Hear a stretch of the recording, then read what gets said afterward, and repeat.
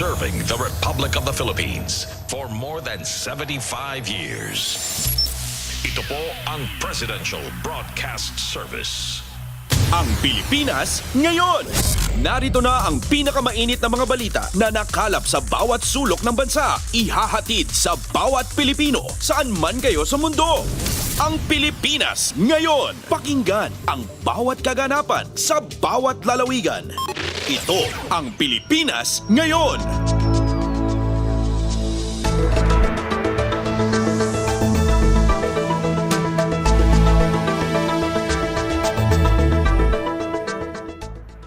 Magandang araw po sa ating mga tagapakinig. Welcome po ulit sa ating programang Ang Pilipinas Ngayon. Sa ngalan ni Ven Blones, ito po si Steph Vicente. Samahan niyo po ako sa kabuuan ng ating palatuntunan.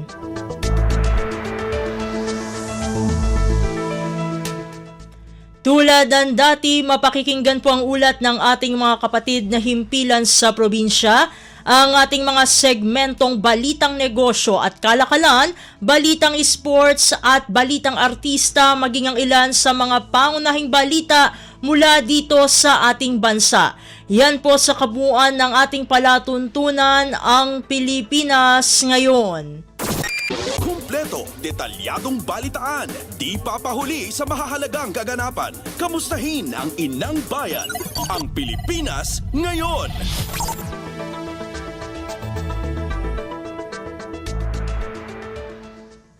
Sa mahahalagang balita, Asia-Pacific Ministerial Conference on Disaster Risk Reduction aarangkada na ngayong Lunes. Ang detalye ng balita ihahatid sa atin ni Mary Ann Bastasa.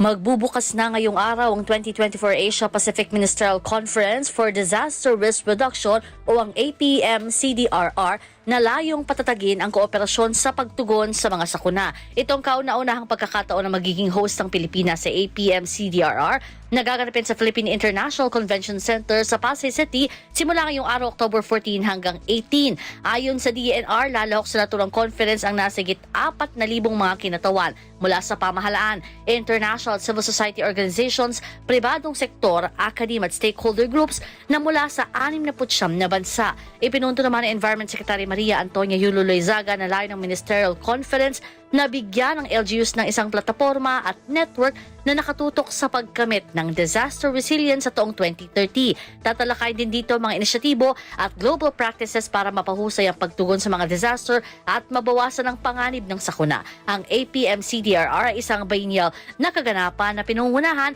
ng United Nations Office for Disaster Risk Reduction. Ito si Meran Bastasa para sa Radyo Pilipinas. Pasada ng mga balita mula sa Pilipinas para sa mga Pilipino saan man sa mundo.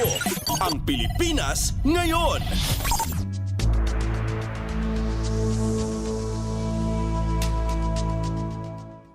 Sa kaugnay na balita, gagawing pag-host ng Pilipinas sa Asia-Pacific Ministerial Conference on Disaster Risk Reduction, pagpapakita ng aktibong paglahok ng bansa laban sa climate change at pagtataguyod ng climate resilience ayon kay Pangulong Ferdinand R. Marcos Jr. Ang kabuang ulat ihahatid naman sa atin ni Alvin Baltazar. Ipinagmalaki ni Pangulong Ferdinand R. Marcos Jr. ang aktibong pakikilahok ng Pilipinas kung pag-uusapan ay paglaban sa climate change at pagtataguyod ng climate resilience. Sinabi ng Pangulo na may strategic role ang Pilipinas lalo't bahagi ito ng Loss and Damage Fund Board at nangunguna sa ilang mga inisyatibo sa ASEAN region kung pag-uusapan ay pagbabago ng klima. At isang katunayan ng aktibong partisipasyon ng bansa sa pagsisikap na mabawasan ang epekto ng climate change ay ang gagawing pag-host nito sa Asia-Pacific Ministerial Conference on Disaster Risk Reduction. Ito ayon sa Pangulo ay bahagi ng kooperasyon ng Pilipinas sa iba't ibang mga bansa na may kinalaman para sa disaster preparedness and response. Ang Asia-Pacific Ministerial Conference on Disaster Risk Reduction ay naglalayong magkaroon ng pagkakaisa at makabuo ng mas matatag na pagtugon sa mga natural hazards. Pakinggan natin si Pangulong Ferdinand R. Marcos Jr. As part of our actions to contribute to help mitigate the devastating effects of climate change, we will be hosting the Asia-Pacific Ministerial Conference on Disaster Risk Reduction. Mula sa Palasyo ng Malacanang, Alvin Baltazar, Radyo Pilipinas. Kumpleto, detalyadong balitaan, di papahuli sa mahahalagang kaganapan. Kamustahin ang inang bayan, ang Pilipinas ngayon.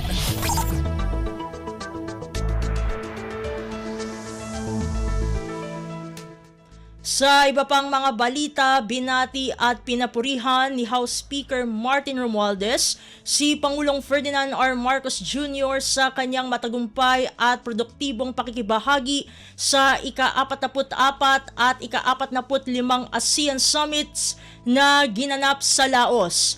Ayon kay Speaker Romualdez, ang estratehikong diplomasya ng Pangulo ay nakatulong sa pagsusulong ng pambansang interes, partikular sa pagpapatibay ng suporta sa panawagan na itaguyod ang international law, partikular ang UNCLOS at ang mapayapang resolusyon ng alitan sa South China Sea. Malaki rin aniya ang kontribusyon ni Pangulong Marcos upang mapagkasundo ang ASEAN member states na palawakin ang kooperasyong pang-ekonomiya na lilikha ng mas maraming pamumuhunan at trabaho para sa mga Pilipino. Kinilala rin ni Romualdez ang inihayag na interes ng Share Public Company Limited na maglagak ng 2.9 bilyong piso na pamumuhunan sa Pilipinas, partikular sa fiber cement building materials matapos ang pakikipagpulong kay Pangulong Marcos. Idinagdag ni Speaker Romualdez ang mahalagang papel na ginampanan ni Pangulong Marcos sa mga talakayan na magpapalakas ng kolektibong pagtugon ng ASEAN kaugnay sa kalamidad na isa ring kritikal na issue sa Pilipinas at ang pagsisikap na itaas ang katayuan ng Pilipinas sa ASEAN. Pasada ng mga balita mula sa Pilipinas para sa mga Pilipino saan man sa mundo. Ang Pilipinas ngayon.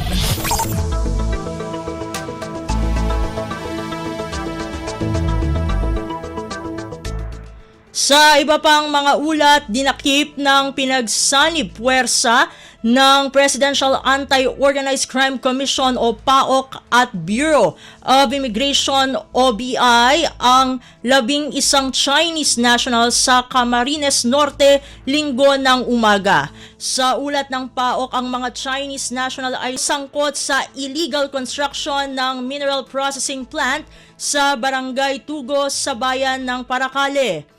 Isinagawa ang Joint Intelligence Operation sa bisa ng Mission Order ng Immigration Bureau laban sa mga dayuhan na sinasabing sangkot sa iligal na pagmimina. Sa ngayon, nasa kustodiya na ng otoridad ang mga naarestong Chinese at sumasailalim na sa investigasyon. Kumpleto, detalyadong balitaan, di papahuli sa mahahalagang kaganapan. Kamustahin ang inang bayan, ang Pilipinas ngayon.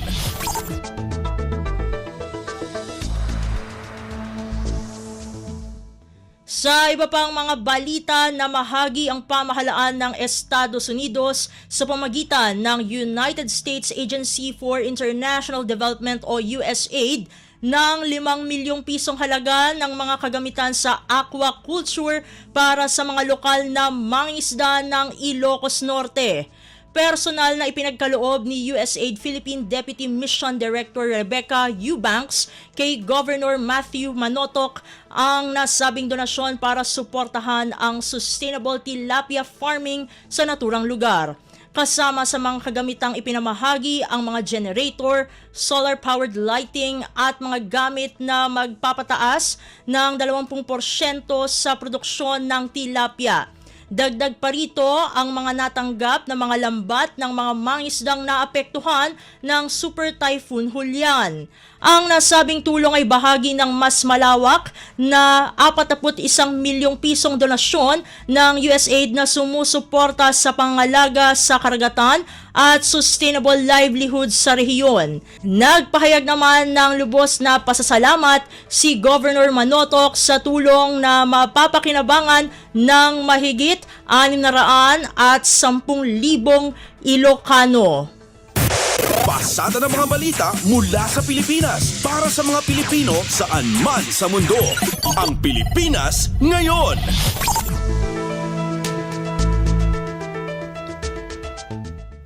Sa iba pang mga balita, tiniyak ng Department of Migrant Workers o DMW na mabibigyan ng agarang pinansyal na tulong ang mga overseas Filipino worker o OFWs na umuwi sa bansa mula sa Lebanon.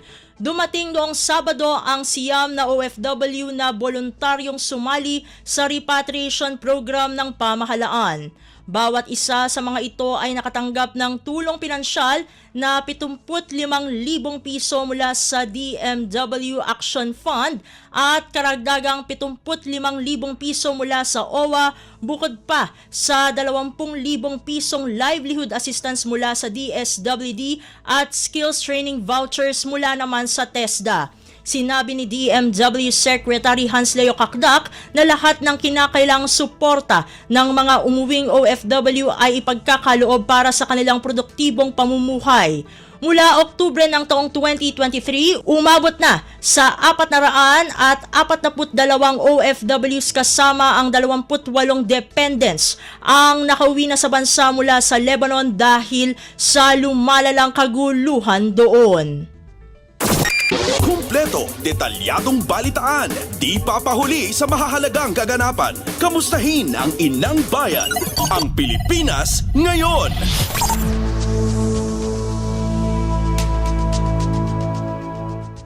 Samantala, nilinaw naman ng Manila International Airport Authority o MIAA ang mga maling palagay hinggil sa VIP service nito, partikular ang Meet and Assist Service o MAAS sa Ninoy Aquino International Airport o NAIA. Sa isang pahayag, itinanggi ng MIAA ang mga paratang na maaaring malampasan ng mga pasahero ang mga proseso sa paliparan kapalit ng 800 pisong bayad. Binigyang diin ng MIAA na ang serbisyong ito ay mahigpit na sumusunod pa rin sa mga patakaran ng customs, immigration, quarantine at security alinsunod sa mga regulasyon na itinalaga ng pamahalaan. Ayon sa MIAA, noong una, libreng iniaalok ang nasabing serbisyo bilang bahagi ng mga kasunduan sa iba't ibang bansa o kaugnay na ahensya. Ngunit kalaunan ay inalok ito sa mga pribadong individual sa ilalim ng mga kondisyon sang-ayon sa mga regulasyon. Pinagtibay din ng MIAA ang mga hakbang na isinasagawa nito upang matiyak na walang proseso na nalalampasan sa nasabing VIP service. Muling tiniyak ng MIAA ang pangako sa pagpapanatili ng kaligtasan, seguridad at profesionalismo sa paliparan habang nasa kasalukuyang transisyon ito bilang airport regulator. Pasada ng mga balita mula sa Pilipinas para sa mga Pilipino saan man sa mundo. Ang Pilipinas ngayon.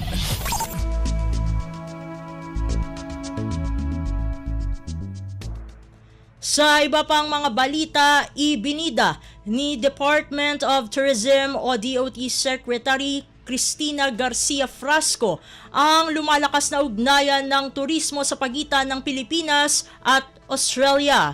Sa huling tala ng ahensya ay pumalo sa halos 200,000 Australianong turista ang bumisita sa bansa hanggang Oktubre 7 ng taong 2024. Ito ang naging pahayag ni Frasco matapos mag-host ang DOT Philippines ng Love the Philippines Tourism and Travel Forum sa Perth, Western Australia kasabay ng 24th World Travel and Tourism Council o WTTC Global Summit. Ibinahagi rin ng kalihim sa nasabing summit na umabot sa 62% ng mga bisita mula Australia ay bumabalik at tumatagal ng halos 13 gabi upang galugarin ang mga isla ng bansa at tikman ang mga pagkaing Pilipino. Sa taya ng DOT, ang mga turista na mula sa Australia ang ikalibang pinakamalaking bilang ng turista na bumibisita sa Pilipinas. Kasama sa isinagawang forum ang Australia-Philippines Business Council na layuning mapalakas ang turismo, mapalawak ang ugnayang pangnegosyo at magbigay suporta sa mga OFW na umuwi sa Pilipinas na makapagsimula ng negosyo na may kinalaman sa turismo. Kumpleto, detalyadong balitaan, di papahuli sa mahahalagang kaganapan. Kamustahin ang inang bayan, ang Pilipinas ngayon.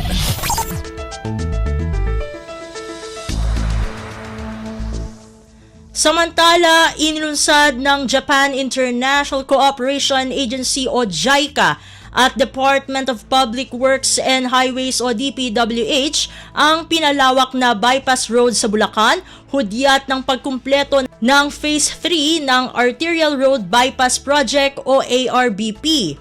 May habang 25 kilometro ang nasabing national road na inasahang magbibigay ng alternatibong ruta na magugnay sa gitnang Luzon at Kalakhang, Maynila. Maaari rin itong pagaanin ang daloy ng trapiko sa mga pangunahing bayan ng Bulacan tulad ng Giginto, Plaridel, Pulilan at Baliwag. Magiging malaking kabawasan din sa oras ng biyahe mula Balagtas at San Rafael ang nasabing proyekto. Ang proyekto at iba pang mga infrastruktura sa iba pang bahagi ng bansa ay pinondohan ng JICA. Pasada ng mga balita mula sa Pilipinas para sa mga Pilipino saan man sa mundo. Ang Pilipinas ngayon.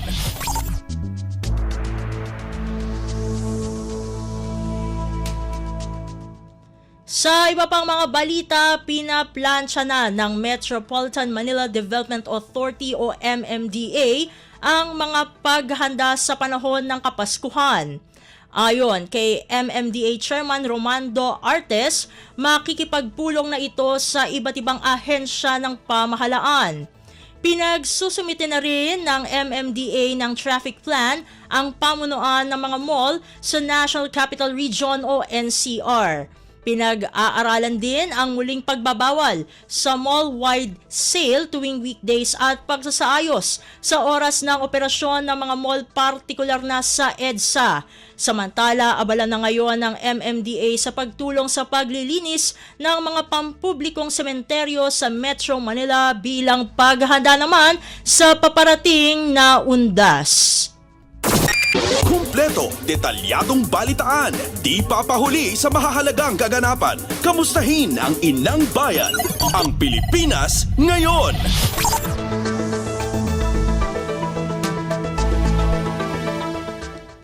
Samantala, AKAP program iikot sa mga malalaking mall sa Metro Manila. Ang detalye ng balita ihahatid naman sa atin ni Kathleen Forbes. Matapos matulungan ang creatives industry sa pamamagitan ng Bagong Pilipinas Serbisyo Fair ay mga nagtatrabaho naman sa mga mall ang sunod na makakabenepisyo sa programa ng pamahalaan.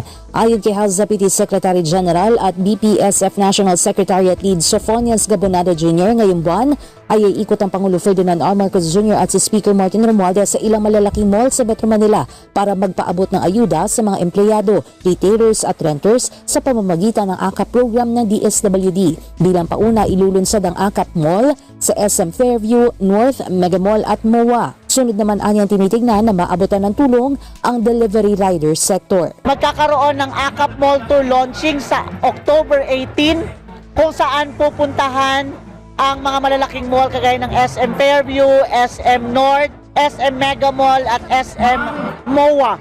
Lahat ng mga empleyado, retailers, renters ng mga malls na ito, lahat ng mga empleyado nila ay bibigyan ng financial assistance mula sa AKAP ng DSWD na nagkakahalaga ng 5,000 pesos. So, next nito, ang mga malls na iba naman like Robinson Mall, Ayala Malls, at iba pang mga mall. Ito si Catherine Forbes para sa Radyo Pilipinas. Pasada ng mga balita mula sa Pilipinas para sa mga Pilipino saan man sa mundo. Ang Pilipinas ngayon.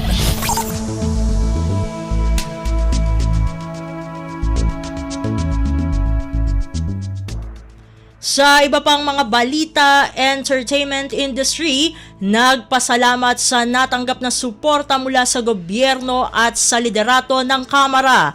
Ang kabuang ulat ihahatid sa atin ni Melanie Valdos Reyes. Nagpasalamat ang entertainment industry kay Pangulong Ferdinand Marcos Jr. at kay House Speaker Martin Romualdez sa kanilang suporta at tulong sa creative workers. Sa unang pagkakataon, inilunsad ang bagong Pilipinas Serbisyo Fair, paglinang para sa industriya ng paglikha kung saan prioridad ang mga creative workers.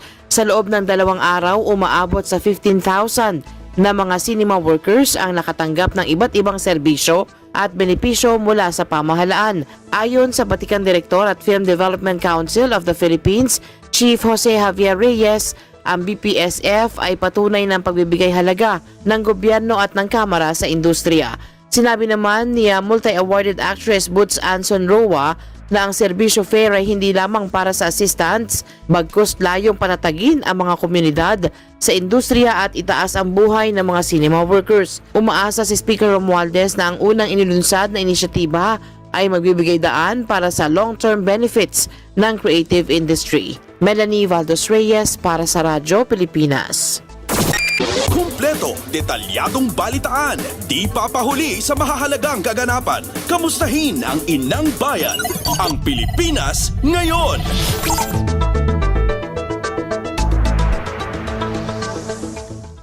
Samantala, Senador Sherwin Gatchalian kumpiyansang maaprubahan ang anti-POGO bill ngayong 19th Congress.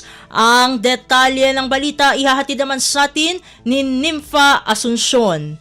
Tiwala si Senate Committee on Ways and Means Chairman Senador Sherwin Gatchalian na mapipirmahan ni Pangulong Ferdinand R. Marcos Jr. ang panukalang batas tungkol sa total POGO ban sa bansa bago matapos ang 19th Congress. Ayon kay Gatchalian, mayroon pang oras para maaprubahan ang panukala bago magsara ang 19th Congress sa June 2025. Anya, simple lang naman ang panukalang ito. Dagdag pa ang nauna ng utos ni Pangulong Marcos na ganap na ipagbawal ang POGO sa bansa bago matapos ang taon. Sa parte ng Senado, nakatakda na anyang magpulong ang binuong Technical Working Group o TWG ng Senate Committee on Ways and Means sa Huwebes para ipolido ang anti-POGO bill. Tiniyak ni Gatchalian na ipaprioridad ito ng kanilang komite para na rin makasabay sa anti-POGO bill ng Kamara. Mula Senado, ito si Nympha Asuncion para sa Radyo Pilipinas. Pasada ng mga balita mula sa Pilipinas para sa mga Pilipino saan man sa mundo. Ang Pilipinas ngayon.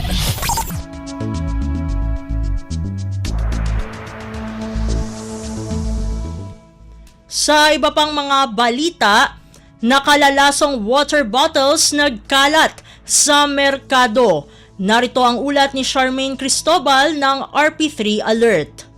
Binalaan ng Eco Waste Coalition ang publiko hinggil sa paggamit ng nakalalasong mga tumbler sa water bottle. Ginawa ng grupo ang pahayag sa paggunita ng Consumers Welfare Month ngayong buwan na Oktubre at sa papalapit na International Lead Poisoning Prevention Week mula October 20 hanggang October 26. Kaugnay nito, hinikayat ng Eco Waste Coalition ng mga otoridad na ipagbawal na ang pagbibenta ng mga water bottle na may taglay na lead paint sa merkado at mga online shops. Karamihan nila sa mga ito ay may disenyo ng cartoon characters na lubhang nakakabahala dahil walang nakalagay na hazard warning ang ilan sa mga nakolekta at nasuri ng grupo.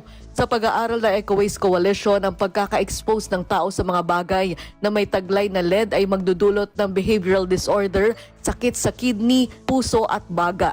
Ito si Charmaine Cristobal mula sa Radyo Pilipinas 3 para sa Radyo Pilipinas. Kumpleto, detalyadong balitaan, di papahuli sa mahahalagang kaganapan. Kamustahin ang inang bayan, ang Pilipinas ngayon.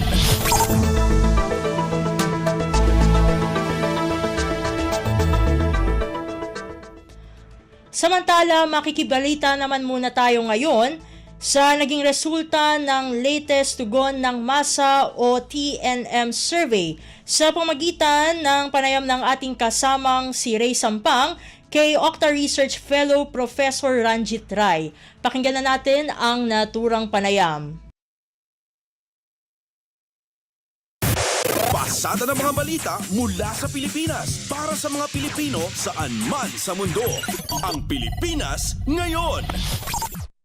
Muli po isang masaya at mainit na pagbati mula po dito sa Pilipinas. Ito ang special edition, special segment ng Ang Pilipinas Ngayon. Ako po ang inyong lingkod, Ray Sampang. Kasama pa rin natin kanina si Miss Stephanie Vicente. Sa pagkakataong ito, mga kababayan, ito'y merong panibagong lumabas na resulta na survey ang ating mga kasamahan mula sa Octa Research Survey. Ito po yung kanilang isinagawang tugon ng masa survey o TNM na isinagawa nila noong pong August 28 to September 2, 2024. At batay po dito sa lumabas na tugon ng masa survey na isinagawa ng Octa Research noong pong August 28 to September 2, lumalabas po na lumalaki pa o nadagdagan pa, tumaas pa. Ito pong pagtingin ng ating mga kababayan sa partidong kanilang sinusuportahan. Lalo-lalo na dito po sa administrasyon ni Pangulong Ferdinand R. Marcos Jr. Para makakuha po tayo ng detalyeng sagot tungkol dito sa tugon ng masa survey ng Octa Research, kasama po natin sa mga oras na ito ang isa po sa mga pinagkakapitagan natin. Pagdating po dito, sa usapin ng mga survey sa Octa Research, walang iba kung hindi po ang ating pong butihing Professor Ranjit Rai. Magandang umaga po, Professor Rai. Si Ray Sampang ulit ito sa programa Ang Pilipinas Ngayon. Magandang umaga, Manong Ray, at sa lahat po na nakikinig sa atin dito sa Pilipinas at around the world. Ayan, siguro itong ating mga kababayang overseas Filipino workers, maging ating mga kababayang Filipinos working and living abroad, ay magtatanong, tungkol saan nga ba itong isinagawang latest tugon ng masa survey ng Octa Research, Prof. Rai? Okay, nagsagawa ang Octa Research ng malawakang survey. Hindi lang to, marami hong parte ang survey. May sa socio-economic, may political, meron tayong mga specialized questions sa West Philippine Sea, sa national security.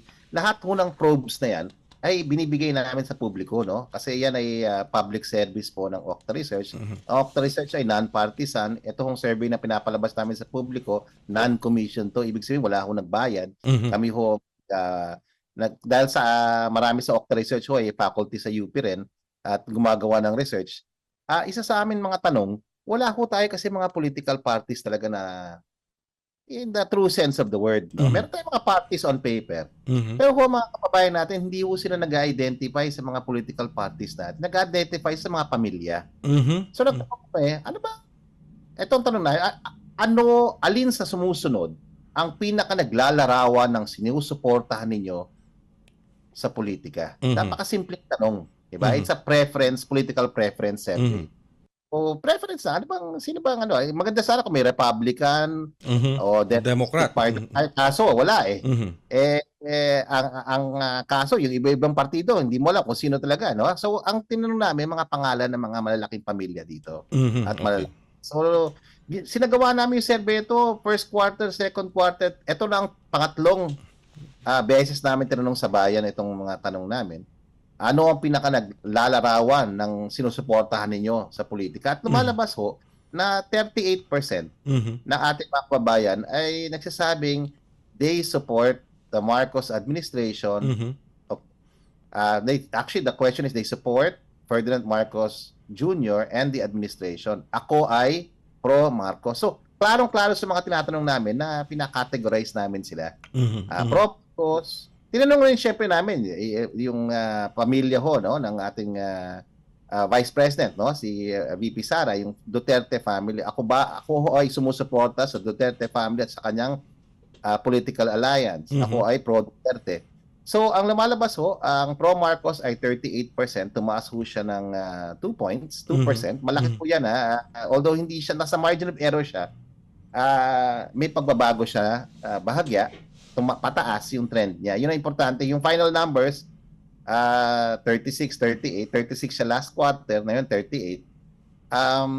bagamat maliit lang, 2% lang ang tinaas, yung trend niya po, yung direction niya pataas po. Okay. Doon Upward po trend. nakakainin, Upward. upward trend.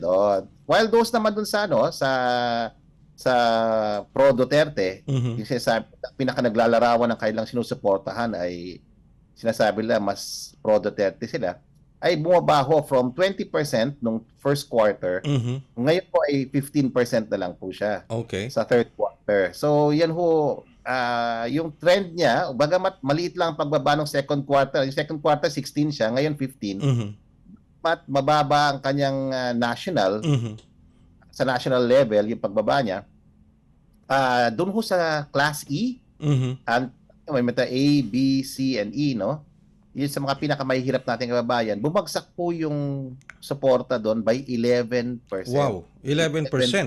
Malaki yun. Malaki yun. Nationally, dahil kasi na-maintain nila yung mga numbers nila sa Luzon, Visayas, Mindanao, tumaas sila ng bagya, no, sa Class ABC, na-offset, no, yung impact ho ng pagbagsak sa Class E. So yun ho, yun ang sa mga findings. Isa pang importanteng finding namin, Manong, is that 26% ng ating mga kababayan ay masasabing independent. Hindi ho sila pro Marcos, hindi ho sila pro Duterte, hindi rin sila pro opposition. Okay. So parang ano to? Sila po ay independent. Parang undecided itong mga ito. Hindi sila undecided ho, yun ang posisyon nila. Wala sila dun sa Wala lang talaga silang pinipili, independent. Pinipili dun sa binigyan namin categories. Meron ho kaming category para sa opposition. Yung definition of opposition, syempre, nilarawan namin yung mga important figures sa traditional na opposition, sila VP Leni, si Ma'am Sa, Senator Risa, andyan yung Liberal Party, yung mga movements gaya ng Dilawan, ganyan. So, sa mga sumagot dun, klaro sa kanila na yung opposition na intindihan nila, ito yung traditional na opposition. Yan ho, it comes from 5% nung second quarter to 7%. May plus. Sila ho actually ang isa sa pinakamalaking gainers ngayon sa survey. And lumakas ho sila sa ABC, sa Class ABC, lumakas ho sila sa National Capital Region. So, anong implikasyon ng survey na to? Ito kasi ho, ang kadalasan may trust and approval tayo ng presidente. Iba ang tanong doon eh. Kung ano yung trust and approval rating ng vice president, ng president, speaker of the house. Ito ho, tinatanong na ito preference po sa politika. And maganda i-monitor rin to, lalo na ngayon bago sa kampanya, the administration, and also for the emerging opposition, kung sino man sila. Kung yung brand ba nila ay may nag-identify, may sumusupport. Yes. Yun ho yung yun ang now for the administration, syempre nasa administrasyon naman sila, hindi naman sila tatakbo for election. Importante rin to kasi marami silang pinalalabas na programa. Marami pinapalabas na na mga initiatives. Kailangan lang i-check kung talagang may impact sa mga tao. Isa ito sa mga measures. For example, yung media work ng president. Yes. Yung pagpapakilala niya sa mga programa, sa mga hangarin at saka pangarap niya para sa tao. Ito ho, maganda hong basehan to na yung brand, marami ho nag-identify ngayon. Alright. Now, importante note kasama to sa maraming probes, no, na despite the fact na naghihirap ang karamihang Pilipino, mahirap na hirap, no, dahil sa presyo ng bilihin, dahil sa kulang ang kinikita, at dahil mahal ang pagkain, nakikita namin yung upward trend, positive pa rin. So, ibig sabihin, may mga programang ginagawa yung Pangulo ngayon at yung kanyang kabinete at saka ang kanyang overall administration sa second at saka third quarter na pagpataas suporta sa Prof. Rai, matanong ko lang, is this upward trend, although nabanggit mo nga na maski na maliit by percentage, but is still an upward trend? Itong upward trend na to para sa Marcos administration, is this normal ngayong nasa midterm na siya ng kanyang administration? Ibig sabihin, yung iba bang mga administration when it comes to sa kanilang midterm, tumataas din ba o bumababa? Well, doon sa Okta Research data, meron kaming data hanggang kay President Duterte lang. Actually, nung kay President Duterte, mas mataas pa po. Mas mataas pa. Until COVID po, yung alam naming data, at least kasi 2019 kami. Mhm. So, tapang COVID, meron na kaming data on the national government. Pag kukumpara mo dito, mataas ho yung last administration, no? Mhm. Pero ho, pang circumstances rin nun, and in fact, even all throughout COVID ho, medyo na-sustain Mhm. yung tawag natin very good ratings Mhm. administration Duterte. Now for the president, for the current administration, I think this is still very positive ho. Kasi ho, Mhm. grabe ho yung challenges Mhm. na namana ng administrasyon na to. Grabe ho ang challenges sa global na binigay ng global recovery Yes. sa ating ekonomiya. Mhm. Grabe rin ho yung challenges na na create dahil sa mga global instabilities, no, both economic and political around the world. Lalo na dun sa issue ng bigas, food security. At of course, syempre, alam mo, challenge talaga yung current structure ng ating food industry, Yes. no? Kasi Mhm. maraming Mhm. cartel, maraming mga monopolies. So yan ho, despite all of that, despite all of these challenges, high prices, stagnant wages, and high food prices in particular, maganda na tong senyales na yung mga programa ng administrasyon ay nakikita ng mga tao at they're preferring the administration more and more. All right. Now, of course, weaponize to ng mga iba, yun naman ang hindi namin hangarin. Mhm. Ang hangarin ay makita yung impact ng lahat ng nangyayari on certain brands. Kung isipin natin yung Marcos at yung administrasyon ng isang brand, yung emerging opposition dominated by the Dutertes, mukhang yun ang pwesto nila. Ito yung brand nila. Tapos yung traditional na opposition, nakikita niyo, tumataas na rin, no? Mhm. Mhm. Pero importanteng i-note dito, karamihan ng Pilipino, politically, independent po. Marami ho, more than 40% po. Mhm. So, maganda rin yan, magandang impormasyon yan doon sa mga balak tumakbo na bukas pa ang mga sentimiento, bukas pa ang maraming nating kababayan sa bagong politika, sa progresibong politika, sa good governance, no? Na maaaring maging plataforma ng maraming mga progresibong kandidato na nag-file na ng COC. So, nababanggit mo, Prof. Rai, na itong pagtaas, although 2% increase mula doon sa previous TNM survey nung last March 2024. Pero itong 2% na to, if we're going to quantify this, malaki to by volume. Tama ba ako doon? Malaki siya, alam mo, yung 2 at saka 3, ang significant kasi sa Okta is at least 5% yung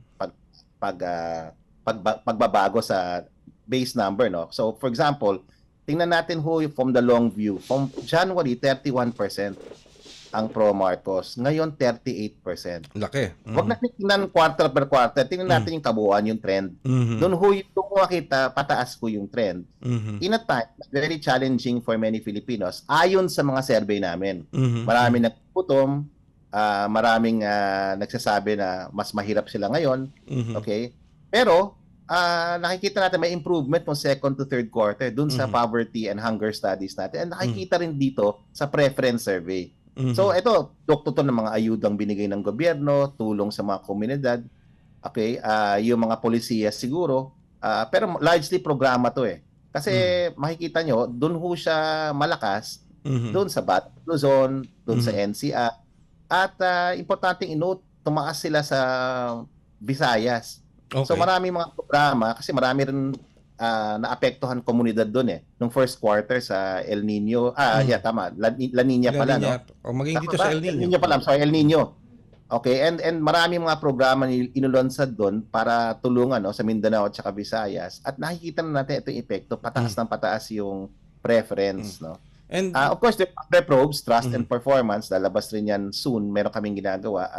By the end of this week, lalabas namin yung studies namin. Alright. Nabanggit mo yung mga ayuda, mga tulong ng gobyerno, ng administrasyon, lalo na sa mga naapektuhan ng mga natural calamities like, for example, yung El Nino. Tapos meron pa to, di ba? Pinaghahandaan din yung La Nina. Ilang bagyo na rin ang dumaan sa atin na talaga nakaapekto sa atin, both sa infrastructure and sa agriculture. Pero tuloy-tuloy pa rin yung ayuda. Meron pa tayong nalalabing last quarter for 2024. Do you think itong last quarter na to will even propel itong survey na ito in favor of the brand na sinasabi mo nga for the Marcos administration? It's possible po. Hindi naman kasi crystal ball to na mapwede natin. Pero so far sa trend, pataas po siya. Yun. So ibig sabihin, alam mo ho, yung nagsimula tayo sa taon, ang hirap po ng sitwasyon for most Filipinos. Yes. So ibig sabihin, it's easing. So consistent rin yan kasi yung jobless numbers namin for the third quarter, bumaba rin po eh. Yung self-rated poverty, bumaba ng bahagya, bumaba rin yung hunger ng bahagya. So, ibig sabihin, consistent po yung probe doon sa nakikita namin. So, ibig sabihin, if the government keeps its eye on the ball, focus siya on development, focus siya on implementing yung mga development programs na lalo na para sa mga mahihirap, ay hindi nakikita ang bababato. On tuloy-tuloy. Lalo na ho, malaking bagay ho yung pagbaba ng bahagya sa presyo ng bigas. Ang laking bagay ho. Hindi ho natin pwedeng ibaliwala yung intervention ng gobyerno. Bagamat hindi siya, it's a stopgap measure, hindi siya talagang pangmatagalan na solusyon. Yung pagbaba ng taripa, sana ho lalong bumaba yung ating presyo ng bigas. Kasi mukhang malaking factor yung pagtaas dahil dyan sa bumaba ng konti yung presyo ng ibang pagkain natin, no? Ibang bilihin. Yung economy based on PSA, bumaba doon ng yung ating inflation, and lahat yan nakakatulong ho for sustaining a upward trend. Alright. Kapansin-pansin, nabanggit mo to, Prof. Ryan, no? Yung among socio-economic classes, yung mga adult Filipinos who identify themselves as pro-Marcos ay primarily supported by Class E with 40%, closely followed by Classes A, B, C, and D, both with 38%. Sa kabila, ito nga pinag-usapan natin kanina pa, sa kabila ng mga hamon sa buhay, yung mga problema, bilihin, ngayon patuloy pa rin ngayon tulad niyan, magtataas na naman ang presyo ng produktong petrolyo by tomorrow, ang laki. So may epekto pa rin yan dito sa maaring malaking epekto. May epekto talaga yan, no? May epekto talaga, napakalaki. Pero tingin ko, yung Class E for one quarter, nakita nyo ho, consistently, since the first quarter ho, lahat ho ng programa ng gobyerno nakatuon ho sa Class E. Yung ayuda, yung pagbigay ng suporta, yung pagbigay ng mga pag-fund ng mga pro-poor programs kaya na PPP, nakita nyo ho, from 25% nung second quarter, June 2024, ngayon 40%, 15% ho ang tinaas.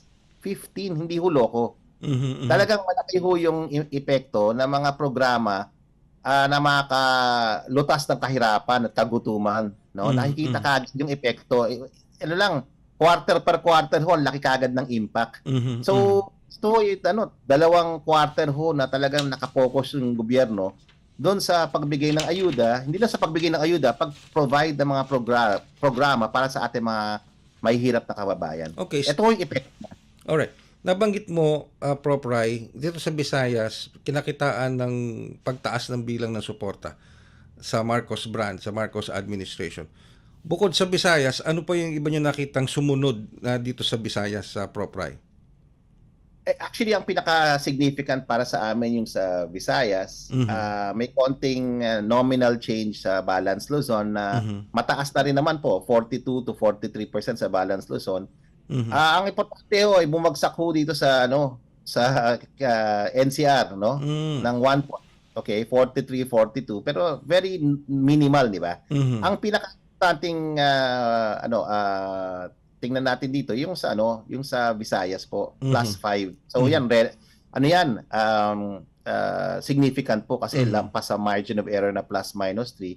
Ito 5% improvement sa Visayas. So yung nakikita natin saan focus yung gobyerno, saan siya nagbagsak ng maraming resources para sa ating mga mahihirap na kababayan. Doon kaagad makikita kaagad yung epekto ng programa o instant kaagad yung yung support, no? Tumataas. Now, it took some time. It took about a quarter bago makita yung effect, no, ng mga ng mga programa. Pero makikita niyo ho na grabe ho yung effect dito. So sa Visayas ho, dramatic 55%. Pero ang pinaka-dramatic para sa akin yung sa Class E ho. Overall plus 15%. So yung mga dapat tulungan na ating gobyerno natulungan at nakita nila at yan, pinapakita nila yung suporta nila dyan. Ayun. So at least makikita natin talagang bagamat may mga naririnig tayo propray na mga mga reklamo coming from different corners ng ating society regarding dito sa dinaranas nilang sabihin natin kahirapan, mahal na presyo. Pero yung ayuda, yung assistance ng gobyerno naramdaman ng Class E. Kaya ang laki ng suporta, ang laki ng pagtaas sa trend. Malaki. Alright. Pero of course, obviously the job is not done. Syempre, ganito napakaliit pa ng pagbabago.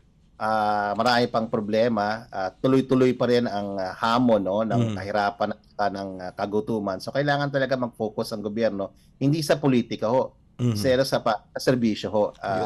And yun ang siguro message nitong survey, the more the government undertakes and implements its proper programs and initiatives, the more people will continue to support the administration. And magandang capital to or political capital para sa mga susunod nilang programa, sa mga susunod nilang hakbang. Mahirap po ang sitwasyon ng bansa kasi nakatali tayo sa ekonomiya ng buong mundo at yung ekonomiya ng buong mundo right now medyo uncertain, although nag-ease na ang inflation pressures ng konti dahil sa ginawa ng ating central bank, pero at sa mga pagbabago sa US rin, hindi natin hindi tayo maka-forecast ng matagalan kasi nga gaya nga may gulo sa Middle East, tataas na naman presyo ng oil, papasok tayo sa bear months, malamig sa Europe yan. So tataas ang demand para sa petroleum, so tataas na naman yan.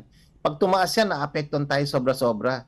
So kung anong pwedeng gawin ng gobyerno para maibsan yung kahirapan na siguradong mararamdaman na ating mga kababayan, malaking bagay. Nakikita naman dito yung suporta nila lalong lumalakas para sa administrasyon pag tumutulong talaga ang administrasyon at ginagawa yung dapat niyang gawin. Alright, Prof. Rai, my last question for today. Sigurado ito marinig mo na naman sa iba't ibang sulok ng ating lipunan. Ito, sasabihin, nako, survey na yan, baka mamaya commissioned naman yan ng administrasyon o commissioned ng isang politiko. Once and for all, lagi naman sinasabi ng Okta Research, ano ang lagi nyo sinasabi sa mga ganitong klase ng mga reaksyon o palipad hangin kapag may mga ganitong klase ng survey, lalo na kapag pumapabor sa isang brand o sa isang political party? Unang-una, non-partisan ng Okta. Hindi kami kasama dyan sa away politika ng mga iba-ibang pamilya, malalakas na pamilya dito sa ating bansa. Ang Okta rin ay non-profit ho. Wala akong may-aring politiko sa amin. At ang survey na pinapalabas namin sa publiko ay sigurado kayo non-commission po yan kasi yan ay public service po namin. Alam niyo ho, we-weaponize to ng iba-ibang tao pero ibig sabihin nito, ang Duterte brand relevant pa rin. Nakita niyo kasi may ano pa sila, may 15% pa sila ng vote. Na dapat na alam mo, nakatikim sila ng maraming kritisismo this past 2 quarters, yan pa rin ang nila. Yan pa rin ang numero nila. Pero ibig rin sabihin na marami rin Pilipino ang nag-iisip, ang nag-aangad, ang pilit na may bagong politikang uusbong, na progresibo, na makatao, makabayan, makadiyos. So sa lahat ng itong election season, hindi wag tayo lang puro traditional politics. Doon muna tayo, tumulong tayo sa ating mga kababayan kasi nakikita nila yan At pagka tumulong kayo, susuportahan kayo ng mga yan. Last point, ang Okta ho ay lagi-lagi para sa bayan. Ito kumbaga ba kami messenger lang. Isinasaad lang po namin yung paningin.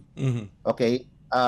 Opinion ng ating mga kababayan through the surveys. So ito lang nandito open yung amin method, scientific siya, rigorous siya. At kahit sino ho pwedeng accessible ho dito sa ating mga datos na to. Ito ay lagi-lagi para sa bayan, para malaman lang natin. Hindi lang to puro politika, meron kaming socio-economic, lalabas namin yung poverty at hunger studies namin. Lalabas rin po namin yung mga iba pa namin probes on the West Philippine Sea. So lagi-lagi yan, naglalabas na kami para lang so the public may know. Yun. Importante yung surveys kasi inaalam natin kung sino tayo kung paano tayo, yung isa't isa sa atin, ano pananaw nila ng ating mga kababayan on a range of issues.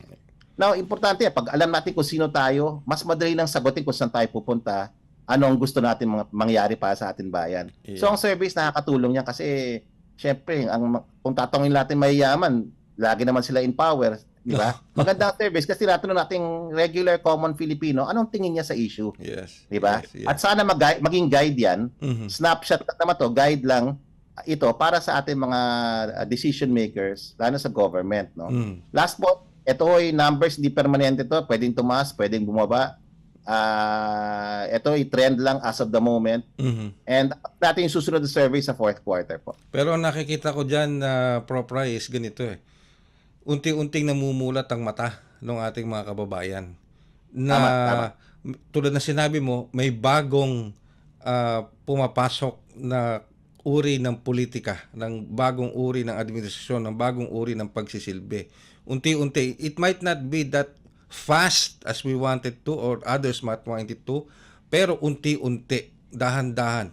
At the end, mamumulat na ng gusto yung mata ng ating mga kababayan kung sino ba ang dapat, sabi nga, quote-unquote, brand na dapat nilang subaybayan dito sa politika dito sa atin. Plus, katulong mo kami, Prof. Rai, at ang Okta Research. Katulong mo ang Radyo Pilipinas para sa paghahatid ng mga resulta ng mga survey na ito para maipahatid natin sa ating mga kababayan. Hindi lamang dito sa loob ng Pilipinas, kundi sa labas ng bansa para sa ating mga overseas Filipino workers. Sapagkat ang ating mga OFWs, gutom yan sa informasyon, lalong-lalo na sa mga ganitong klase ng survey. They want these surveys na makarating sa kanila para maski na nasa labas sila ng bansa, they could decide and probably could also tell their relatives dito sa Pilipinas, o itong survey ng Okta lumabas, ganito. Updated sila, di ba? Dito sa mga survey. Tama po yan. Alam mo, maraming salamat po sa inyo, sa media, kagaya ninyo na binibigyan nyo kami ng pagkakataon na ma-share ang aming mga survey results para sa bayan lagi to. At siguro lagi-lagi natin tatanggapin, i-remind yung ating mga sarili na what we do as individuals, as citizens, is more important than anything government does, no? Ngayon tayo dapat talaga, we have to be our brother's keeper. Tulong-tulungan. Yung argumento na we're all in this together is still better than we're on our own. Sa ating current situation, we need to help government, and that means also criticizing government kung kailangan i-criticize yung government para malaman nila. Okay? And through surveys, nalalaman ng gobyerno, pag gumawa pala tayo ng mas mabuti at mas magandang programa para sa mahirap, tingnan nyo So, kailangan the government should be told through surveys, ito yung tamang gawin. Tulungan natin yung mga pinakamahihirap, yung faceless, yung voiceless, yung powerless sa ating lipunan. And it will come out in the surveys. Now, last point, ang government naman is not here to be popular, The government is here to do the right thing. And what the surveys are saying is that right now, it's doing the right thing by helping the poor, the powerless, and the faceless in our society. Parang yan, Prof. Rai, ilapit mo ang gobyerno sa masang Pilipino. Magsagawa ka ng totoo, makatao, totoong serbisyo publiko para sa kanila. Maraming salamat, Prof. Rai, sa oras na ibinigay mo dito sa ating programang Radyo Pilipinas sa Ang Pilipinas Ngayon program. Thank you very much, Prof. Rai. Maraming salamat. Mabuhay po kayo. Ang ating pong butihing ika nga po dito si Prof. Rai, si Prof. Ranjit Rai ng ating Okta Research at tungkol dito sa pinaka-latest na tugon ng masa survey. And of course, nasubaybayan po ninyo. I hope yung ating mga overseas Filipino workers, maging ating mga kababayan Pilipino nakikinig dito sa Pilipinas, nasubaybayan po ninyo yung mga pahayag ni Prof. Ranjit Rai. It's eye-opener, di ba? Totoo. At sabi nga ni Prof. Ranjit Rai, dapat ibaba o yung ipagpatuloy yung mga programa para sa ating mga kababayan, lalong-lalo na sa mga kababayan nating nangangailangan ng tulong ng gobyerno. At nagre-reflect dito sa survey na ito. It's an upward trend ang key doon.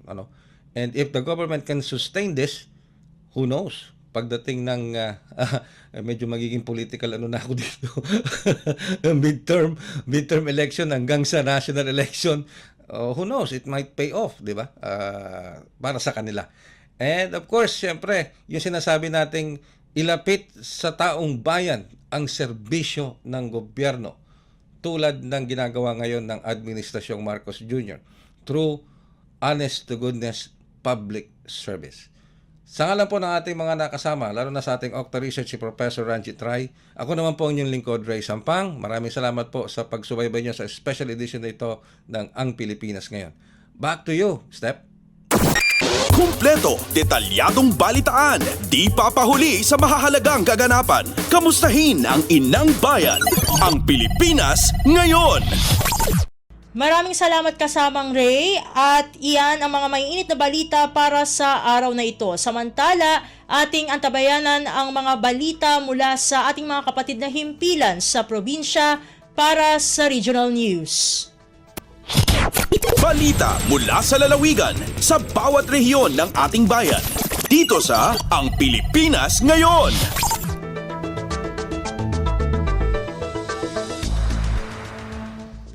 Narito na ang bugso ng ating mga regional news. Dumako muna tayo sa rehiyon ng Luzon.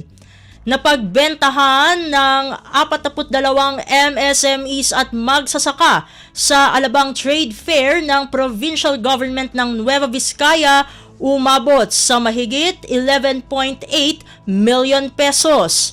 Narito ang buong balita na ihahatid sa atin ni April Ratio mula sa Tuguegarao. Dumano ni tinasuro 11.8 million pesos tinaglakwan nagiti micro, small and medium enterprises when MSMEs kan nagiti Manalon, Manipod, Nueva Vizcaya itinaangi at trade fair iti Alabang, Muntinlupa City. Ti trade fair anay sayang kat iti Setyembre 28 aging ga Oktubre 6 nga adaan tema trade fair ti umili appreciate unique traditions, heritage, entrepreneurship, natural wonders, talents, indigenous crafts and cultural diversity with no authentic Nueva Vizcaya kat nang tulong kadagiti patapulo kat duwa nga MSMEs Manalon kan industry players iti manang i-showcase kadagiti produkto da kan maikonektar da kadagiti consumer kan institutional buyers ibirok dagiti exhibitors kat dumanon iti agarop 3 million pesos for booked 5 million pesos para iti cash sales kan nasurok 3.9 million pesos nga under negotiation. Tinaangay at trade fair kat flagship marketing initiative ti provincial government nga indaulwan ni Governor Jose Gambito Karaman ti Department of Trade and Industry Nueva Vizcaya. Data dinamag Manipod, Tuguegarao City dati na April sa Ratio para iti Radyo Pilipinas World Service. Balita mula sa lalawigan sa bawat rehiyon ng ating bayan. Dito sa Ang Pilipinas Ngayon.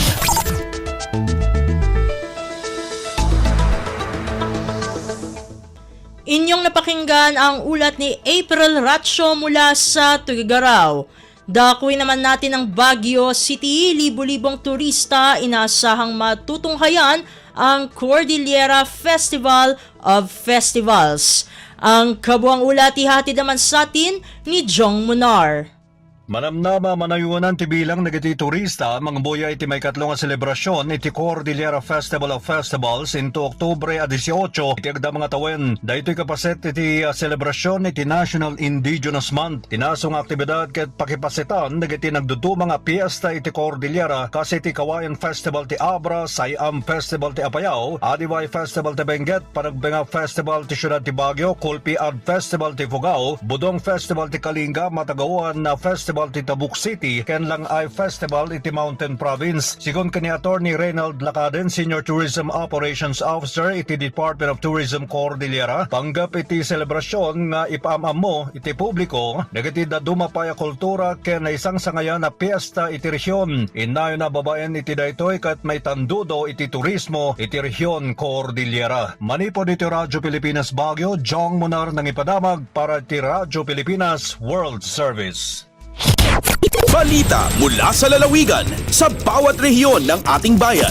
Dito sa Ang Pilipinas Ngayon.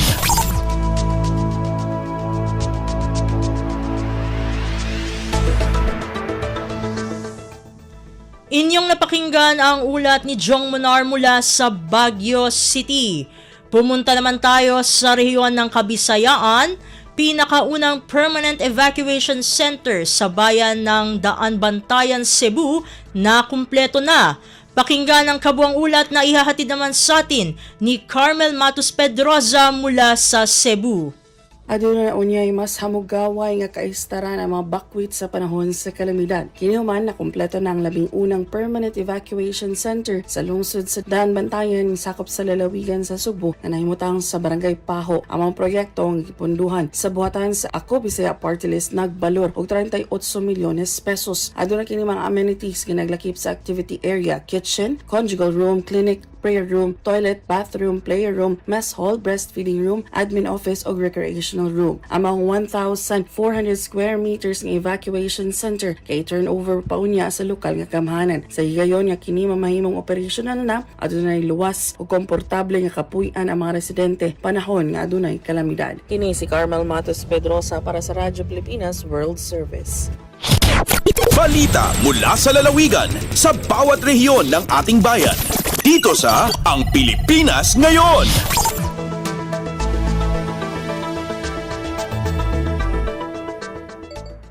Inyong napakinggan ang ulat ni Carmel Matus Pedroza mula sa Cebu.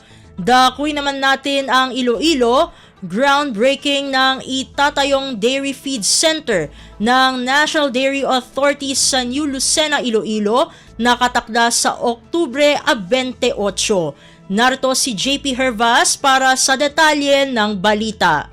Kadugan sang unang adlaw sang National Dairy Summit 2024 sa Iloilo City, hiwaton sa Oktubre 28 ang groundbreaking para sa tukuron nga Dairy Feed Center sang National Dairy Authority sa New Lucena. Katuyuan sang proyekto nga pabaskugon ang dairy industry sang rehiyon bilang kabahin man sa mga strategiya agon malabot ang target nga makaproduce sang 16,120 litro sang gatas pagabot sang 2028. Ginabananaw man ang 12% nga pagsaka sang numero sa mga dairy animal. Nebuloan nga tion mangin operational ang center ginalauman makaproduce ang tonelada sang corn silage kag pelletized concentrate nga mangin available sa merkado kada pananaw nga mangin mas barato kung ikumpara sa mga commercial feeds. Magduwa sa feed center tukuron man sa 3 hektarya nga duta sang New Lucena Municipal Government ang Western Visayas Regional Office ang NDA Laboratorio kag Training Center. Nagikan sa Iloilo, JP Hervas para sa Radyo Pilipinas World Service.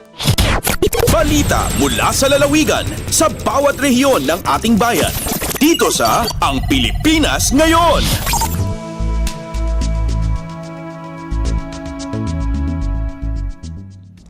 Inyong napakinggan ang ulat ni JP Hervas mula sa Iloilo. Dumako naman tayo sa rehiyon ng Mindanao.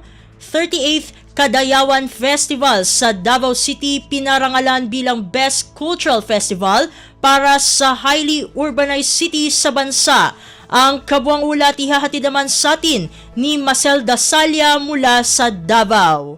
Gipasidunggan ang ika-38th Kadayawan Festival sa siyudad sa Davao is Best Cultural Festival sa highly urbanized city sa nasod sa Association of Tourism Officers of the Philippines kon ATOP atol sa 2024 ATOP Pearl Awards. Ang tinuig nga ATOP Pearl Awards nag-ila sa mga outstanding individuals, organizations ug local government units tungod sa ilang bililhong kontribusyon sa kalambuan ug pagpromotar sa industriya sa turismo sa Pilipinas. Gitunol ang pasidungog atol sa 25th ATOP National Convention sa milabayng Huwebes, October 10, 2024 nga gihimo didto sa South Cotabato. Gikan dinhi sa Radyo Pilipinas Davao, Marcel Mamon Dasalia para sa Radyo Pilipinas World Service. Balita mula sa lalawigan sa bawat rehiyon ng ating bayan. Dito sa Ang Pilipinas Ngayon.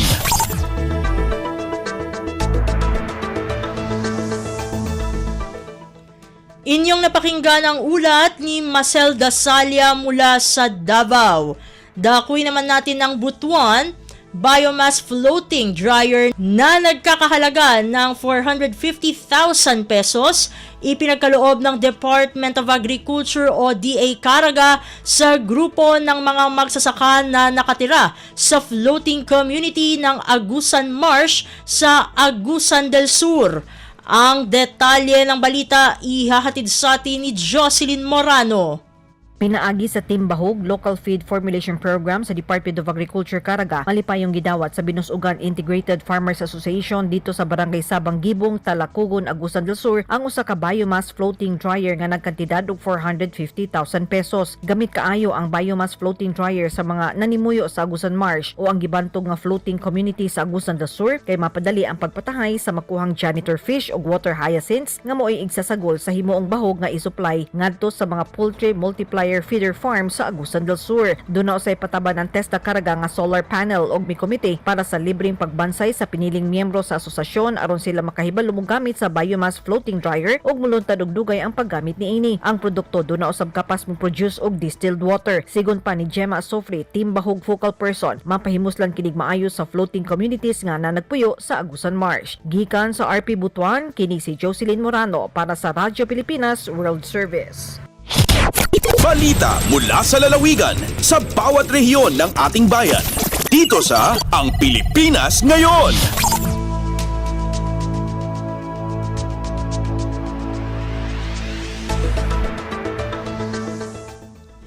Inyong napakinggan ang ulat ni Jocelyn Morano mula sa Butuan. Dito na nagtatapos ang ating regional news. Narito naman ang ating segmentong Balitang Negosyo at Kalakalan na susundan ng segmentong Balitang Sports, parehas na ihahatid sa atin ng ating kasamang si Leo Magpayo.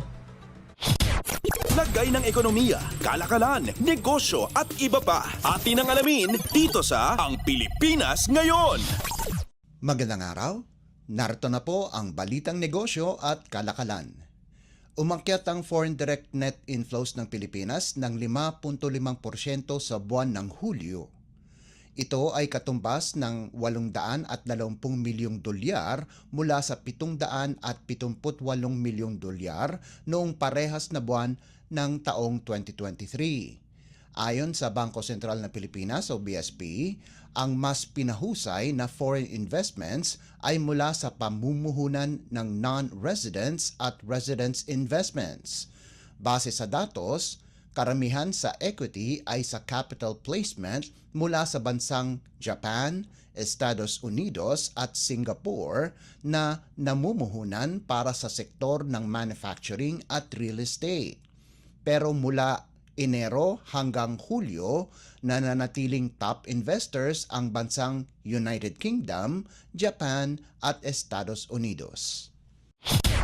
Lagay ng ekonomiya, kalakalan, negosyo at iba pa. Atin ang alamin dito sa Ang Pilipinas Ngayon.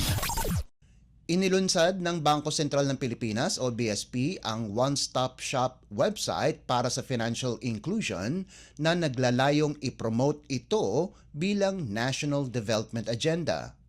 Sinabi ni BSP Governor Eli Remolona ang pagsisikap na ipaalam sa publiko ang National Strategy for Financial Inclusion o NSFI sa pamamagitan ng website ay para ma-inspire ang maraming Pilipino sa pagtahak ng bansa sa inclusive finances at financial health. Nagpahayag din ng pagsuporta si Department of Information and Communications Technology o DICT Secretary Ivan John Uy sa pamamagitan ng consistent collaboration ng dalawang ahensya na makamit ang hangaring access para sa mga Pilipino para sa pag-unlad. Ang NSFI ay isang website na naglalaman ng mga pinakahuling regulasyon, issuance at inisyatiba mula sa mga ahensya na kasapi ng Financial Inclusion Steering Committee o FISC. Kasama rin sa newsroom ang testimonya at kwento ng mga Pilipino na nagtagumpay sa kanilang mga negosyo. Lagay ng ekonomiya, kalakalan, negosyo at iba pa. Atin ang alamin dito sa Ang Pilipinas Ngayon. Inanunsyo ng Manila Electric Company o Meralco na bababa ang kanilang singil sa kuryente para sa buwan ng Oktubre. Ayon kay Meralco spokesman at Vice President for Corporate Communications, Joe Zaldariaga, 36 na sentimo kada kilowatt hour ang inaasahang mababawas sa buwan ng billing. Paliwanag ni Zaldariaga, dulot ito ng pagbaba ng transmission charge na ipinapasa ng National Grid Corporation of the Philippines o NGCP, dulot ng ancillary services na inaprubahan ng Energy Regulatory Commission o ERC. Maliban dito, bumaba rin ang singil sa generation charge na siyang nakahatak din sa pagbaba ng singil sa kuryente ngayong buwan. Dahil dito, asahan na ang 72 pisong bawas singil para sa mga Meralco customer na kumukonsumo ng 200 na kilowatt per hour habang 179 na piso naman para sa mga kumukonsumo ng 500 na kilowatt per hour na kuryente. Lagay ng ekonomiya, kalakalan, negosyo at iba pa. Atin ang alamin dito sa Ang Pilipinas Ngayon. Nai-record ng Bureau of Customs o BOC ang pagtaas ng collection revenue nito para sa unang 3 quarter ng 2024 kung saan umabot ito sa halagang mahigit sa 670 bilyong piso. Ang nasabing halaga na naitala mula Enero hanggang Setyembre ngayong taon ay katumbas ng pagtaas ng 4.61% kumpara sa nagdaang taon. Gayunpaman, hindi naabot ng BOC ang kanilang target para sa nagdaang 3 magkasunod na quarter sa 673.8 bilyong piso dahil sa epekto ng Executive Order o EO No. 62. Ang nasabing EO ay nagbawas ng taripa sa bigas mula 35% pababa sa 15% na nagresulta sa mahigit 6 na bilyong pisong pagkawala ng kita mula sa rice importation. Nakadagdag din ayon sa customs ang expanded zero import duties sa ilalim ng EO No. 12 na kinabibilangan ng mga battery electric vehicles o BEVs, hybrid electric vehicles or HEVs, plug-in HEVs at mga specific parts and components ng mga ito. Positibo naman ang BOC na maaabot pa rin nito ang revenue goal ng ahensya ngayong taon kung saan nagbabalak itong makabawi gamit ang iba't ibang hakbang tulad ng collection sa mga non-traditional revenues tulad ng post-entry audit at auction. Lagay ng ekonomiya, kalakalan, negosyo at iba pa. Atin ang alamin dito sa Ang Pilipinas Ngayon. At para naman sa sports balita, updates at pinakahuling mga usapin sa mundo ng palakasan.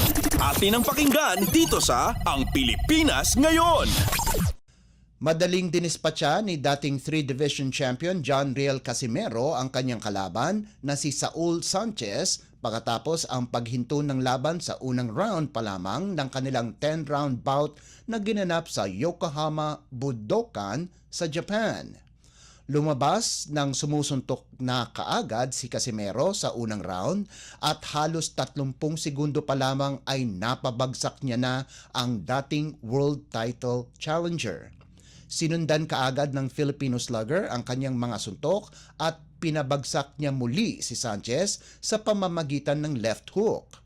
Tumayo si Sanchez subalit nanginginig na ang mga tuhod nito at hindi na siya makabawi sa mga suntok na pinakawala ni Casimero.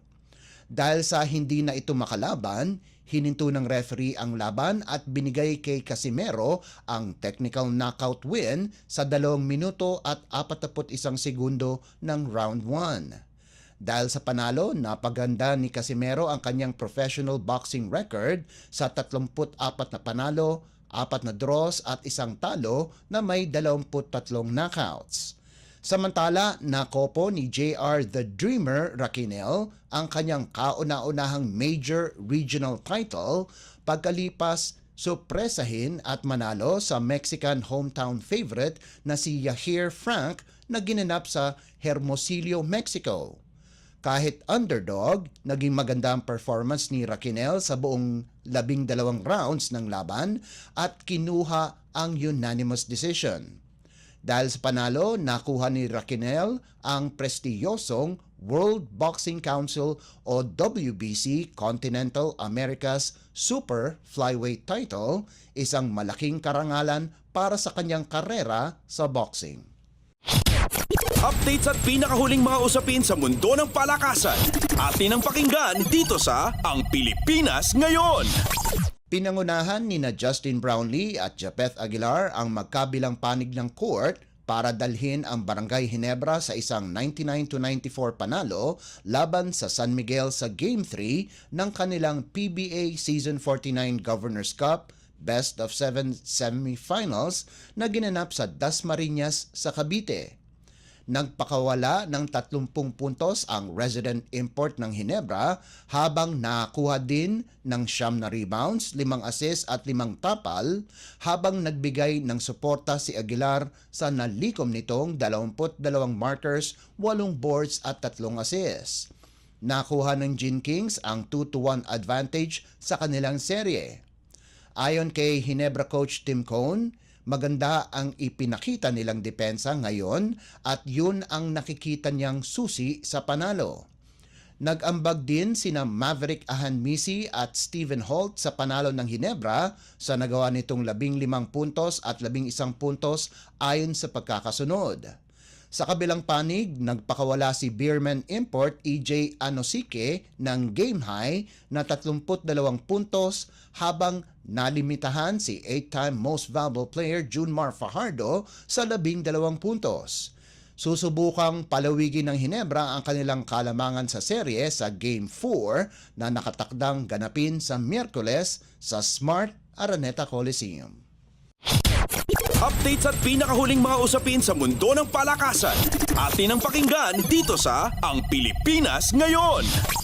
Hindi naging balakid ang pagkawala ni star player Tony Inot para sa De La Salle College of St. Benilde kung saan ipinakita nito ang kanilang malalim na rotasyon sa backcourt para kunin ang 91-85 panalo laban sa San Sebastian College Recoletos sa NCAA Season 100 na ginanap sa Phil Oil Eco Oil Center. Kahit hindi naglaro si Inot dahil sa isang injury, nagawa din ng Blazers ang kanilang trabaho sa kaparehong koponan na muntikan na silang talunin sa first round at pagandahin ang kanilang record sa 8-2. Mula sa bench, ipinakita ni Ian Torres na kaya niyang punan ang pagkawala ni Inot kung saan nagtapos ito ng may 13 puntos, 8 ay nanggaling sa importanteng fourth quarter habang kumuha din ng 4 na rebounds at 3 assists at nakapag-ambag naman si Matthew Ollie ng 12 markers, 2 boards at 1 assist. Nanguna naman si Aden Liwag sa scoring department ng Blazers na nalikom nitong 18 puntos. Sa kabilang banda, bumagsak naman sa 2-8 record ang Stags kung saan ito na ang kanilang ika-8 sunod-sunod na pagkatalo. Nagustuhan naman ni Benilde head coach Charles Chiu ang ipinakita ni Torres at sinabing maganda ang kanyang ginawa para maging organisa ang koponan. Nasayang naman ang 29 na puntos, 7 rebounds, 3 steals at 2 assists ni Paeng Are, pati na rin ang 21 puntos ni Ralph Gabat ng San Sebastian. Updates at pinakahuling mga usapin sa mundo ng palakasan. Atin ang pakinggan dito sa Ang Pilipinas Ngayon.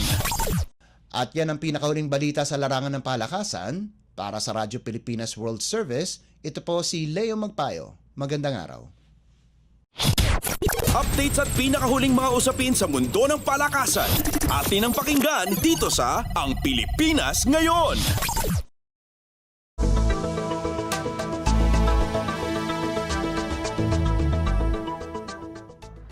Maraming salamat Leo para sa ating mga segmentong Balitang Negosyo at Kalakalan at Balitang Esports.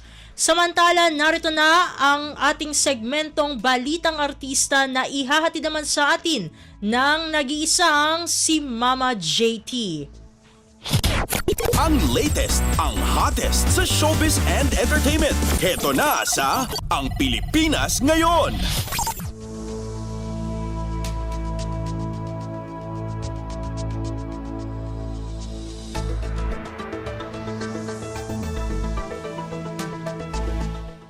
Magandang araw sa ating mga chismoso at chismosang nag-aabang ng mga trending na balita sa mundo ng showbiz. Ito na ang ratsyada ng mga chika.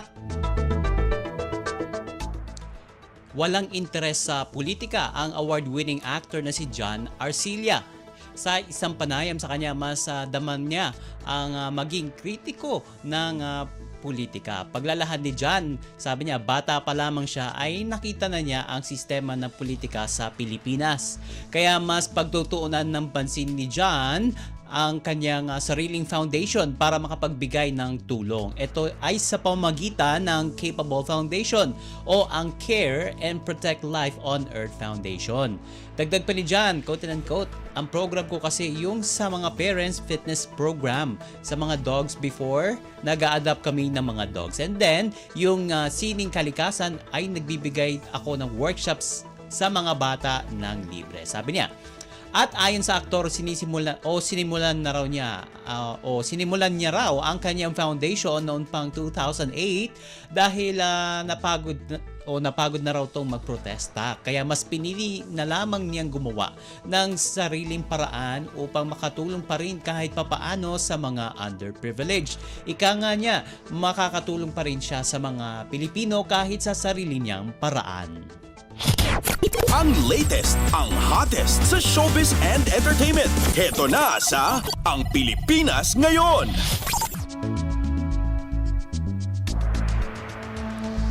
Sa iba pa nating chika for today, ramdam ng main host ng It's Showtime na si Vice Ganda na may mga taong kumikilos para isagawa ang tinatawag na demolition job laban sa programa nila. Sunod-sunod kasi ang mga naglalabasang mga malisyosong balita laban sa Kapamilya at Kapuso Noontime Show at sa ilang hosts nito. Kamakailan ay kumalat ang balita na buntis daw ngayon si Jackie Gonzaga at si Ayon Perez ang tatay. At ito raw ang dahilan kung bakit nagkakalabuan na raw ang mag-asawang sina Ayon at Vice Ganda. Bukod dito, may impormasyon din kumakalat na hanggang Disyembre ngayong taon na lamang mapapanood ang It's Showtime sa GMA Network dahil hindi na raw i-renew ang kontrata nito sa nasabing network. At syempre, diretsa ang silgot ni Vice ang mga isyong ito. Sabi niya, quote and unquote, well, there really was or there really is a demolition job against It's Showtime.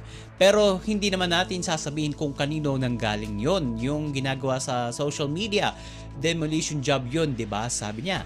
At ayon pa sa TV host comedian, may mga trolls sa social media na gumagawa ng nasabing demolition job laban sa Noontime Show. At kahit napakaraming pinagdaan ng pagsubok ang nasabing show ay hindi raw ito magpapatinag. Sabi ni Vice, quote and unquote, we just have to deal with it and we just have to keep on going. Kaming lahat sa dami ng pinagdaanan namin, I believe that our team is strong enough to be able to battle all these negativities, challenges, and threats together. At syempre, panghuling mensahe ng Unkabogable Star, it will be hard kung hindi kami magkakasama. Kaya yun ang lagi naming pinanatili at tinatawid. Kailangang magkasama tayo, sabi niya. Ang latest, ang hottest sa showbiz and entertainment. Heto na sa Ang Pilipinas Ngayon.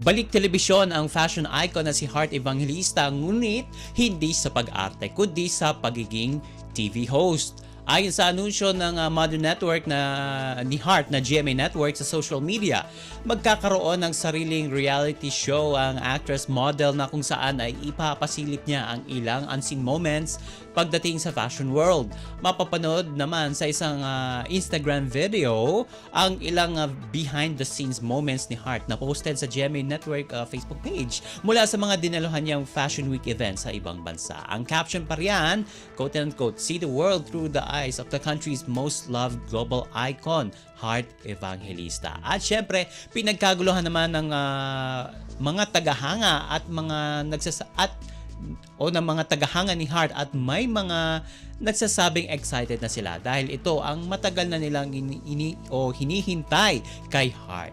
At nung taong 2022 pa nang huling nasilayan sa telebisyon si Hart na kung saan ay bumida siya sa GMA TV series na I Left My Heart in Sorsogon.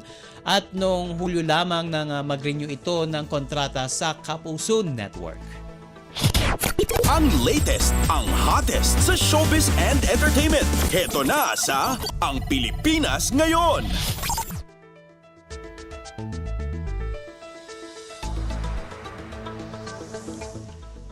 At wala na tayong sapat na oras para sa ating balitang artista. Maraming salamat mga kachismi sa pakikinig sa aking mga chika for today.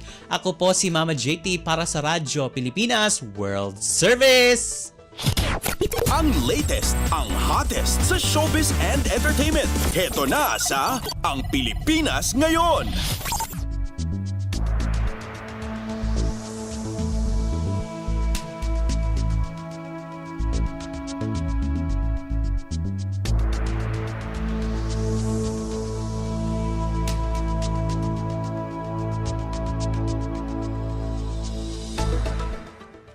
At yan ang naging kabuuan ng ating programa para sa araw na ito. Samantala, magpapasalamat muna tayo sa ating mga nakasama sa ating transmitter site sa Tinang. Sa studio kasama natin sina Milo Jonella, Susan Aison at Anthony Pimentel. Pinasasalamatan din natin ang ating executive producer para sa araw na ito na si Jerome Toledo. Salamat din sa mga naghatid ng mga ulat mula sa Kamaynilaan at mga probinsya, pati na rin ang naghatid sa atin ng ating mga segmentong Balitang Negosyo at Kalakalan at Balitang Sports na si Leo Magpayo at ng segmentong Balitang Artista na si Mama JT. At syempre maraming salamat sa ating station manager na si Mr. Ray Sampang. Maraming salamat po hanggang sa susunod na edisyon ng ating palatuntunan. Huwag kalimutang mag-like, mag-follow at mag-subscribe na sa mga social media account ng Radyo Pilipinas World Service upang maging laging updated sa mga mahahalagang balita. Sa ngalan ni Vendlones, ito po si Steph Vicente. Mabuhay po tayong mga Pilipino. At yan ang Pilipinas Ngayon. Muling samahan si Ven Blones sa parehong oras at alamin ang pinakahuling mga kaganapan at balita saan man kayo naroon. Ang Pilipinas Ngayon!